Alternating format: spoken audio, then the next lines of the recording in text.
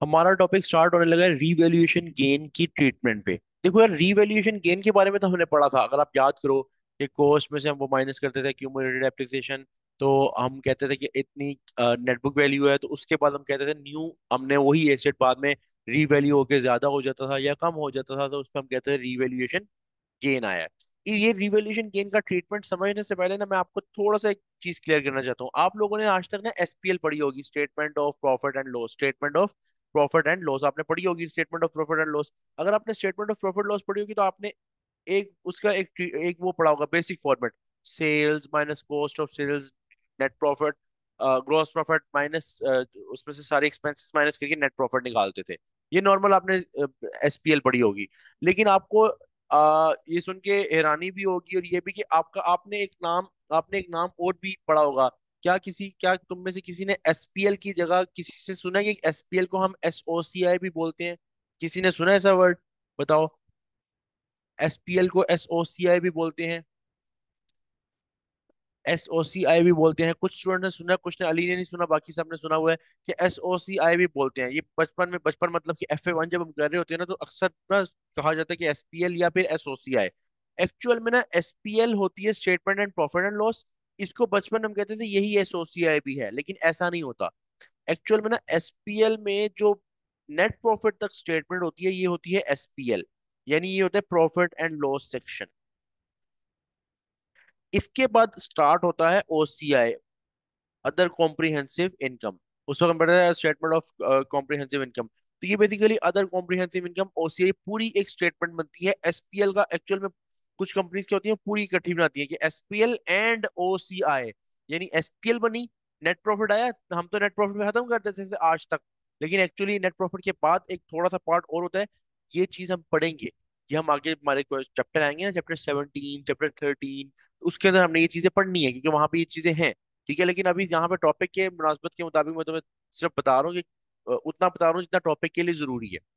तो other comprehensive income में अगर तुम्हें कोई रीवैल्यूएशन गेन होता है ना, याद करो मैंने तुम्हें कहा था रीवैल्यूएशन गेन क्रेडिट और या फिर रीवैल्यूएशन लॉस। याद करो जब हम डबल एंट्री करते थे, तो हम पहले सबसे पहले एक्यूमुलेटर का अकाउंट बंद करते थे, फिर कॉस्ट, न्यू कॉस्ट और ओल्ड कॉस्ट का फर्क लेते थे, और फिर हम उसे कहते थे कि जाके उसे एंट्री बनाओ। तो एंड पे क्रेडिट पे रीवैल्यूएशन गेन या लॉस आता था डबल एंट्री में। उसको कहाँ लेके जाना है? उसको बेसिकली इसी ओसीआई में तो लेके आना है। इसी वहां कभी कभार मैं स्टूडेंट्स को बोल देता हूँ वहाँ पीएनएल में जाना है, लेकिन पीएनएल बेसिकली ऊपर वाला सेक्शन है, यानी प्रॉफिट एंड लॉस। उसके बाद ओसीआई वाले सेक्शन में वहां से यहाँ पे आता है स्टेटमेंट के अंदर। अब एज्यूम करो तुम्हारा एक एसेट था, जरा गौर से, 1,000 रुपए का, वो चला गया 1,500 पे। 1,500 पे गेन कितना हुआ? रिवैल्यूएशन गेन 500 का। रिवैल्यूएशन गेन कितना हुआ? 500 का। रिवैल्यूएशन गेन हुआ 500 का। क्या ये 500 कैश गेन है या नॉन कैश गेन है? जल्दी बताओ। कैश गेन या नॉन कैश गेन? जल्दी। क्या ये गेन कैश गेन है या नॉन कैश गेन है? बताया हुआ है मैंने, पॉइंट बताया हुआ है सबको, पॉइंट। नॉन कैश है। नॉन कैश मतलब इसमें कैश नहीं है। तो इसको हम यहाँ लिखेंगे रिवैल्यूएशन गेन, नॉन कैश को गेन को हम लिख देंगे 500 यहाँ पे।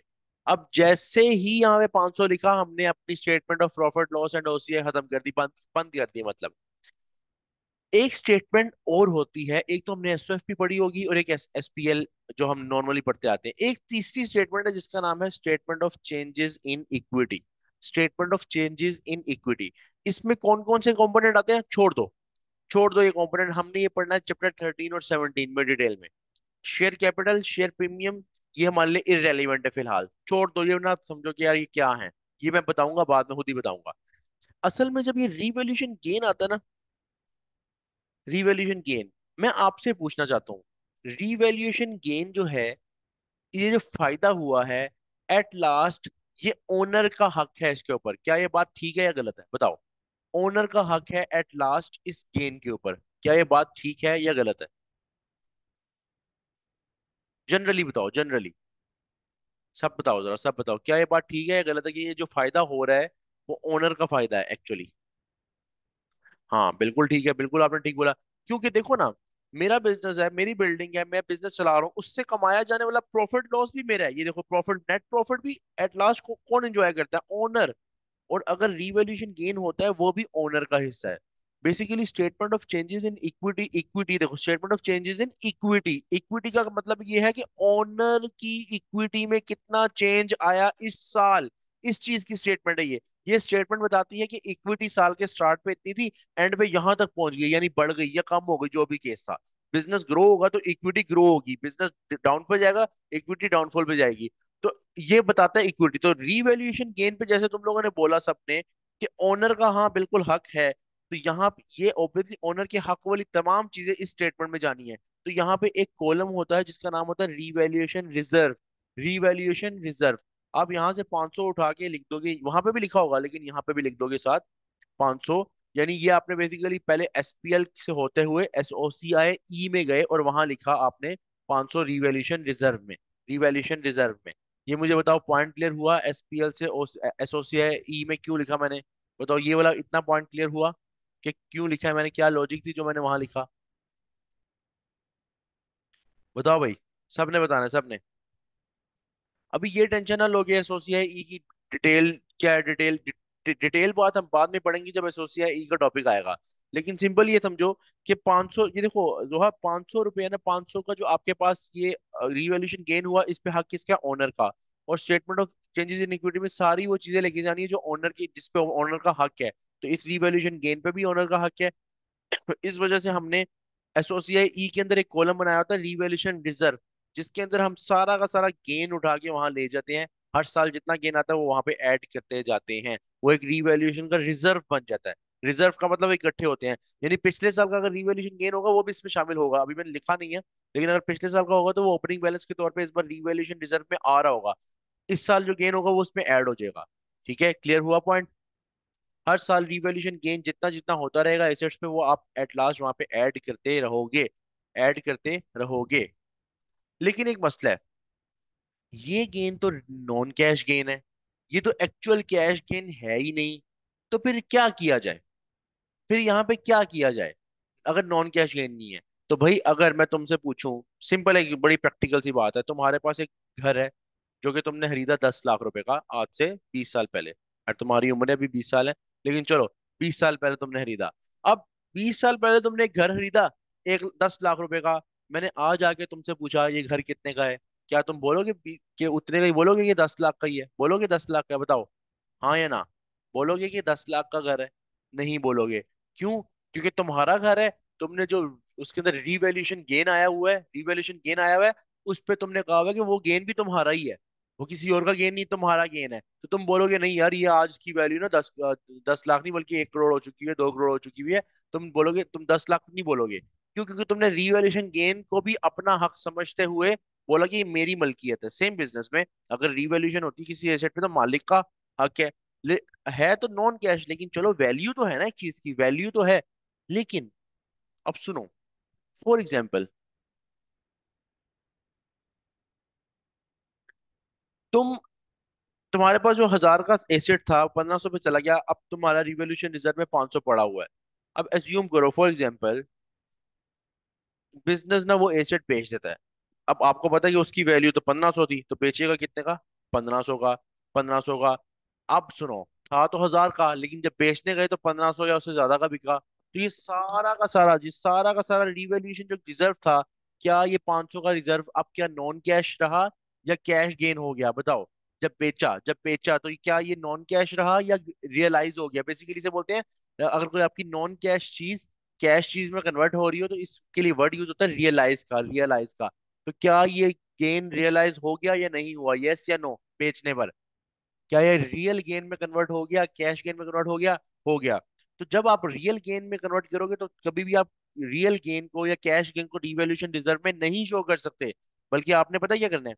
आपने 500 यहाँ लिखा होगा ना, आपने 500 यहाँ लिखा होगा, आपने इसी के नीचे लिखना है कि क्या कहते हैं, एसेट सोल्ड।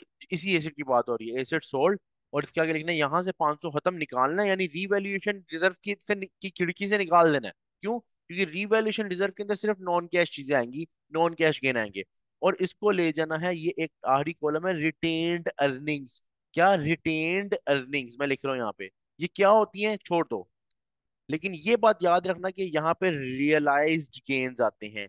रियलाइज्ड गेन्स या रियलाइज्ड कमाई, यानी कि एक्चुअल कैश यहाँ पे ऐड होता है।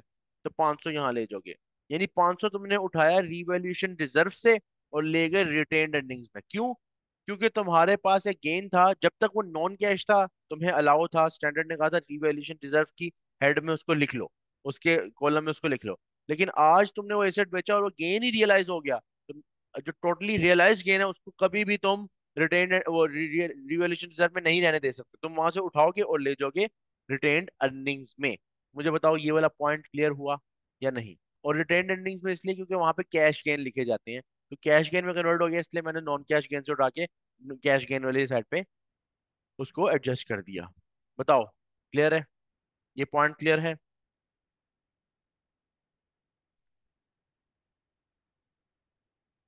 अच्छा, एक पॉइंट जो अब मेन हमारे टॉपिक से रिलेटेड है, क्योंकि अभी तक मेरा नहीं अंदाजा हमारे टॉपिक से रिलेटेड कोई खास, जो हमने रिवैल्यूएशन गेन से रिलेटेड खास बात पढ़ी, बस यही पढ़ी है कि रिवैल्यूएशन गेन था और ये मालिक का हिस्सा है। लेकिन ये तो एसोसिएट ई का ट्रीटमेंट है जो मैंने बताया। मेन पॉइंट अब जो मैं बताने लगा वो ये है, अभी 2 मिनट के लिए ज्यूम करो कि हमने ये बात नहीं पढ़ी हुई कि एसेट बेचा नहीं है, अभी हमारे रिवैल्यूएशन गेन में ही पड़ा हुआ है 500 रुपया। जब तक, अब ये पॉइंट स्टार्ट होने लगे, जब तक आपका एसेट रीवैल्यू नहीं हुआ था, यानी जब तक नहीं हुआ था, नॉर्मल आपका चल रहा था, तो आपकी डेप्रिसिएशन फॉर एग्जांपल आती थी 500 या 5000 पर ईयर। 500 पर ईयर की वजह मैं इसी तरह कर लो, 500 तो गेन है ना, 1000 का एसेट है, तो 100 पर ईयर, 100 पर एनम कर लो। आपकी डेप्रिसिएशन आती थी 100 पर एनम, ये थी ईयरली डेप्रिसिएशन। जब तक आपका एसेट 1000 पे चल रहा था, चलो हम यहाँ पे अज्यूम करते हैं 10% डेप्रिसिएशन थी, जरा कोर्स है, 10% डेप्रिसिएशन थी, 10% डेप्रिसिएशन थी, तो उस लिहाज से आपका बन रहा था 100 per annum, for example 100 per annum. 100 per annum तब तक डेप्रिसिएशन थी जब तक रिवैल्यूएशन नहीं हुई थी। हर साल आपने स्ट्रेट लाइन के मतलब 100 100 100 100 करते चलते आ रहे थे, ठीक है? जैसे ही रीवैल्यूएशन हुई, जैसे ही रीवैल्यूएशन हुई, ऊपर अभी थोड़ी देर पहले सवाल भी किया कि एक एसेट जब रीवैल्यू हो जाता है तो उसके पिछली डेप्रिसिएशन खत्म हो जाती है और नई डेप्रिसिएशन कैलकुलेट होती है। तो नई डेप्रिसिएशन जो है ना उसके ऊपर वो आई वन, जब रीवैल्यूएशन हो गई उसके बाद जो डेप्रिसिएशन आई वो आई 150 पर एनम, 150 पर एनम। क्यों? क्योंकि obviously depreciation expense, it's the depreciation expense after revaluation, और रीवैल्यूएशन की एसेट महंगा हुआ तो उसकी डेप्रिसिएशन भी ज्यादा होगी।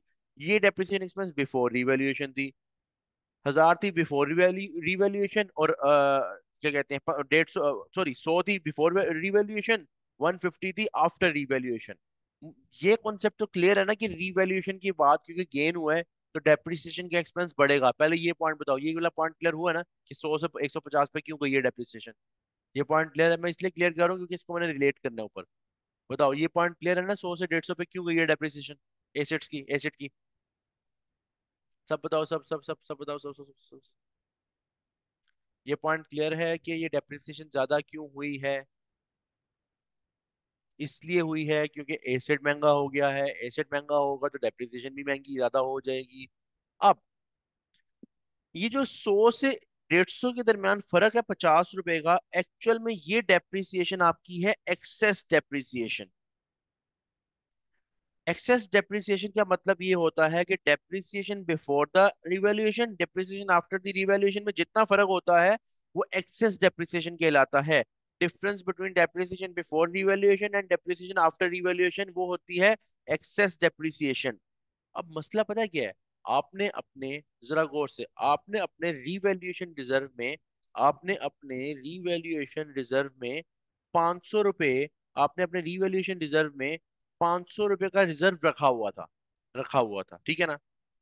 उस 500 वाले रिजर्व की वजह से, मैं आपसे क्वेश्चन बड़े गौर से सुनना है, उस 500 वाले रिजर्व की वजह से डेप्रिसिएशन कितनी चार्ज हो रही थी? 500 की रिजर्व की वजह से डेप्रिसिएशन कितनी चार्ज हो रही थी? 500 की वजह से कितना फर्क आया था डेप्रिसिएशन में? बताओ। 500 जो आपका रिजर्व था, जो गेन आया, उसकी वजह से डेप्रिसिएशन में कितना फर्क आया था? मतलब उससे पहले और उसके बाद का फर्क बता दो ना, सिंपल फर्क बता दो, सिंपल। 50 का फर्क आया था, यानी इस 500 की वजह से 50 का फर्क आया था। अब फॉर एग्जाम्पल 1 साल गुजरा, ईयर 1 का एंड हुआ, आपने कहा 50 की डेप्रिसिएशन आई है। जब 50 की आपकी डेप्रिसिएशन आई पहले साल की, इसका मतलब ये है कि इस 500 में से, जरा गौर से आपने 50 रुपए का फायदा, बेनिफिट ले लिया। डेप्रिसिएशन बेनिफिट ही है ना। आपने इस 500 में से एक साल गुजरने में 50 रुपए का फायदा ले लिया। और जब फायदा किसी चीज से ले लेते हो तो उसका जो अनरियलाइज, जो नॉन कैश जो होता है ना, अनरियलाइज गेन, वो रियलाइज्ड गेन में कन्वर्ट हो जाता है। वो रियलाइज्ड गेन में कन्वर्ट हो जाता है। क्यों? क्योंकि आपने उसको बेच के तो नहीं पैसा कमाया, लेकिन आपने उसको यूज तो किया। जब किसी चीज को यूज करते हो तो उसकी वैल्यू यूज होती है ना। उसकी वैल्यू यूज होती है। जिस जब आप पैसे खरीदते हो, डेप्रिशिएट करते हो, तो जो वो गेन आया, उस गेन की वजह से 50 की डेप्रिसिएशन आ रही है, एक्सेस डेप्रिसिएशन जिसका मैंने नाम दिया। वो 50 की जो डेप्रिसिएशन है, साल के बाद 500 में हम यहाँ पे पता है क्या लिखेंगे एसोसिएट ई में? हम यहाँ लिखेंगे, माइनस करेंगे एक्सेस डेप्रिसिएशन, यहाँ से 50 को माइनस करेंगे, और हम बोलेंगे कि ये डेप्रिसिएशन, ये जो आपका रिवैल्यूएशन रिजर्व है, ये कम हो गया। अब ये कितना रह गया है? 450 का रह गया है, क्योंकि हमने इसमें से 50 रुपए यूज कर लिए, और इस गेन को हमने रियलाइज कर लिया यूज करके। दो चीजों से बंदा रियलाइज कर सकता है गेन अनरियलाइज को, या तो बेच के पैसे आ गए, रियलाइज हो गया, या उसको यूज करके बेनिफिट लेके उसका गेन, आपने उसके गेन से आपने फायदा लिया, तो वो रियलाइज हो गया ना गेन। हाँ, जरूरी नहीं कि रियलाइज कैश की सूरत में हो, जब किसी चीज से फायदा ले लेते हो वो भी रियलाइजेशन होती है। ठीक है। तो 50 रुपए की एक्सेस डेप्रिसिएशन यहाँ से माइनस होगी। अब आपके पास रिवैल्यूएशन रिजर्व में 450 रह गया। अगला साल गुजरा, दोबारा से 50 रुपए की एक्सेस डेप्रिसिएशन आई। ये ना करना 150 ना माइनस कर देना, सिर्फ एक्सेस जो गेन की वजह से एक्सेस आ रही है, यानी उसके पहले, उसके होने से पहले भी तो 100 आ रही थी ना, उसके होने के बाद 150 आ रही है। तो 50 अगले साल, ईयर टू की दोबारा स्ट्रेट लाइन है, तो अगले साल दोबारा से 50 की एक्सेस डेप्रिसिएशन आई। अगले साल 450 आपने लिखा होगा ना रिवैल्यूएशन रिजर्व में, उसमें से 50 मजीद माइनस कर देना एज ए एक्सेस डेप्रिसिएशन। यानी एक्सेस डेप्रिसिएशन हर साल रिवैल्यूएशन रिजर्व में से माइनस होती है, क्योंकि वो एक रियलाइजेशन शो कर रही है कि हम एक एसेट से बेनिफिट ले रहे हैं। मुझे बताओ, ये पॉइंट क्लियर हुआ? ये पॉइंट क्लियर हुआ? जो रिटेन अर्निंग में 50 वाली बात है, अभी मैं इसलिए वहां नहीं लेके जा रहा क्योंकि मैं ज्यादा बात को ना खींचना नहीं चाह रहा, वो फिर ना डबल एंट्री और सब कुछ, वो एक्चुअली हमने चैप्टर 17 और 13 में पढ़ना है। इसलिए मैं सिर्फ टू द पॉइंट बात बता रहा हूँ कि रिवैल्यूएशन रिजर्व में से वो चीज माइनस हो जाएगी, एज एक्सेस डेप्रिसिएशन वहां से माइनस हो जाएगी। ठीक है। उसको हम डिटेल में, मतलब जब हम पढ़ेंगे ना एसोसिएट ई, क्योंकि वो मिक्स हो जाएगा नहीं तो आप लोगों का। ठीक है। सिंपल जो कॉन्सेप्ट जितना बताया उतना तो लिखो। और इंशाल्लाह चैप्टर 13 और 13 में हम एसोसिएट ई शेयर कैपिटल प्रीमियम को जब समझेंगे, तो एसोसिएट ई का मजीद हमारा मतलब पक्का होगा। और जब हम चैप्टर 17 में करेंगे, तो वहां तो हम एक्सेस डेप्रिसिएशन का पूरा केस एक देखेंगे, और वहां उसको एडजस्ट करके देखेंगे। अभी के लिए सिर्फ नॉलेज के लिए ये चीजें याद रखनी है। चाहे इसके अभी फिलहाल किट से क्वेश्चन ना भी करो एक्सेस डेप्रिसिएशन के, कोई इशू नहीं है, क्योंकि ये हमने करने हैं बाद में चैप्टर 17। मुझे बताओ, यहाँ तक क्लियर है? यहाँ तक क्लियर है? कोई क्वेश्चन है तो पूछ लो।